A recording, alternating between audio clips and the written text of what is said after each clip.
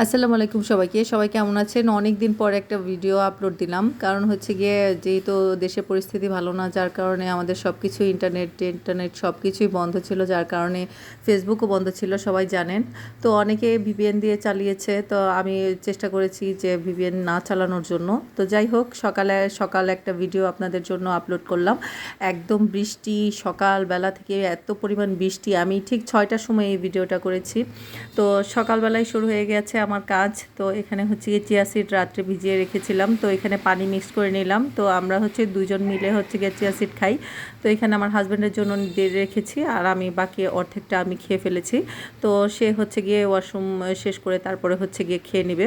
তারপরে হচ্ছে রান্নাঘরে চলে গেলাম। রান্নাঘরে গিয়ে দেখি প্রচুর পরিমাণ বৃষ্টি, মানে এবার জানালা দিয়ে এত ভালো লাগছিল, খুব সুন্দর একটা বাতাস আসছিল, যা মানে খুবই খুবই আরাম লাগছিল। তো মেয়ের জন্য দুধ বানাচ্ছি। মেয়ে আমার ঘুমে থাকতেই হচ্ছে গিয়ে 1 ফিডার দুধ খায়। তো এটা প্রতিদিনের রুটিন হচ্ছে তার বাবা বানিয়ে দেয়। তো আজকে হচ্ছে গিয়ে যেহেতু আমি মানে পরোটা বানাবো, যার কারণে হচ্ছে গিয়ে পরোটা যেদিন বানানো হয় সেদিন আমি হচ্ছে গিয়ে সকালবেলা উঠি, আর যেদিন পাউরুটি টোস্ট করা হয় সেদিন হচ্ছে আমার হাজব্যান্ড হচ্ছে গিয়ে নাস্তার দায়িত্বে থাকে। তো যাই হোক, মেয়েকে হচ্ছে গিয়ে ফিডার দিয়ে তারপরে হচ্ছে গিয়ে চলে গেলাম রান্নাঘরে।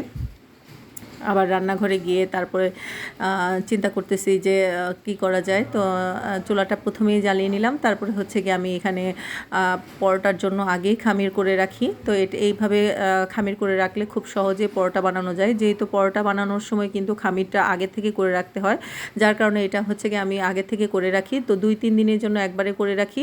তো শেষ হয়ে গেলে আবার করি। এভাবে করে করে হচ্ছে গিয়ে আমি করি, মানে পরোটা বানাই। তো পরোটা আমার হাজব্যান্ডকে দিব, আর আমি তেল ছাড়া একটা পরোটা নিব। তো দুজন 2টা পরোটা বানাবো। তো আগে 2টা করে পরোটা খেত। তো আমার হাজব্যান্ড বলেছে যে তাকে একটা পরোটা দিতে, সে 2টা পরোটা খেতে পারবে না। তো যার কারণে একটা পরোটা তাকে দিচ্ছি। তো তাকে দিয়ে তেল দিয়ে ভেজে দিচ্ছি, আর আমি হচ্ছে গিয়ে তেল ছাড়া ভেজে নিব। তো প্রায় পরোটা হয়ে গেছে। আরেক চুলায় বসিয়ে দিয়েছি চা, যেটা ছাড়া আমার মানে চলেই না। সকাল থেকে মানে আমার চায়ের গন্ধটা না নাকে গেলে আমার একটুও ভালো লাগে না। যাই হোক, একটা ডিম পোস্ট করে নিচ্ছি আমার হাজব্যান্ডের জন্য। আমার হাজব্যান্ড আবার হচ্ছে কুসুমটা যেন না ভাঙে সেভাবে ডিমটা পোস্ট করতে হয়। তো আমার জন্য আমি রুটি বানিয়ে নিয়েছি।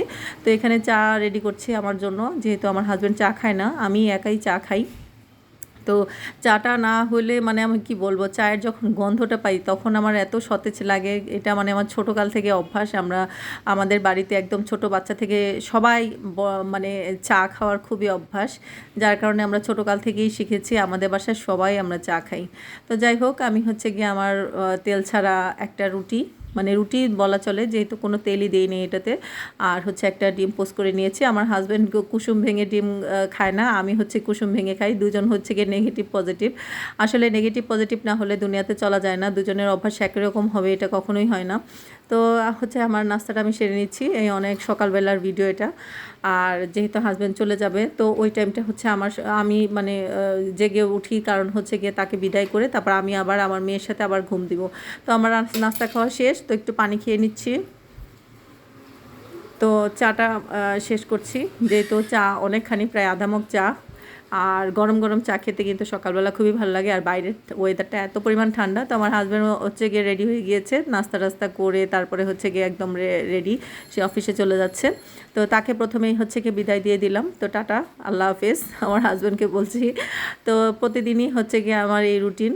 তো আমি হচ্ছে দরজা লক করে দিলাম, আর দরজা লক করে হচ্ছে গিয়ে তাকে আবার উপর থেকে দেখি। প্রতিদিনই এটা আমি করি। তো সবাই ভালো থাকবেন, আমাদের জন্য দোয়া করবেন, আর সবাই সেফলি থাকবেন। আল্লাহ হাফিজ।